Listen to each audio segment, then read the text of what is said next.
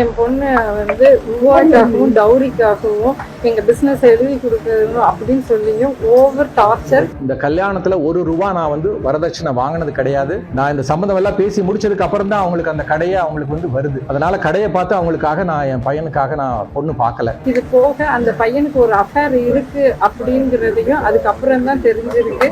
அந்த பொண்ணுக்கு அன்டைம்ல எல்லாம் கால் வருது, வெளியில இருந்து எல்லாம் கால் வந்துட்டு இருக்கிறதுனால அந்த ப்ராப்ளம் வந்த உடனே தான் வந்து இவன் கூப்பிட்டு சொல்றான், என்னன்னு சொல்லுங்க உங்க பொண்ணுக்கு அப்படிங்கிறப்போ அவ தனியா வளர்ந்த பொண்ணு, தனியாவே சிங்கிள் சைல்டு. அதனால அவங்க ஃப்ரெண்ட்ஸ் எல்லாம் இருப்பாங்க, அவங்க அடிக்கடி ராத்திரியில கூட பேசிக்குவாங்க. அதை ஒரு தப்பா எடுத்துக்காதீங்க, கொஞ்ச நாள் போக போக சரியாயிரும்னு சொன்னாங்க. ஆனா அது அதிகமா தான் போயிட்டு இருந்தது. இதெல்லாமே கேட்க போக சந்தேகப்படுறீங்களா அப்படிங்கிற ரீதியில பிரச்சனை ஆனது. இன்னைக்கு அந்த அளவுக்கு பெருசாகி அவனுக்கு அஃபேர் இருக்கு அப்படிங்கிற மாதிரி அதை அந்த திருப்பி விட்டு 41 days அவங்க வீட்டுல இருந்திருக்காங்கன்னா ஒவ்வொரு தடவையும் வந்து அவளை வந்து அவ்வளோ ஹராஸ் பண்ணியிருக்காங்க பிசிக்கலாகவும். குற்றச்சாட்டு இவங்க சொல்லக்கூடிய காலத்துல என்னுடைய மனைவி வந்து இங்கேயே இல்ல, அவ சிங்கப்பூர்ல இருக்கிறா. அதுக்கான டிக்கெட்டையும் நான் கொடுத்துட்றேன்.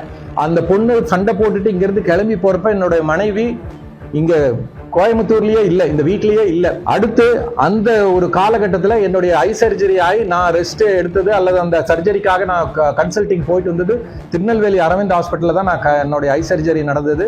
அதனால அங்கிருந்து தான் நான் கன்சல்டிங் எல்லாம் நான் போயிட்டு வந்தேன்.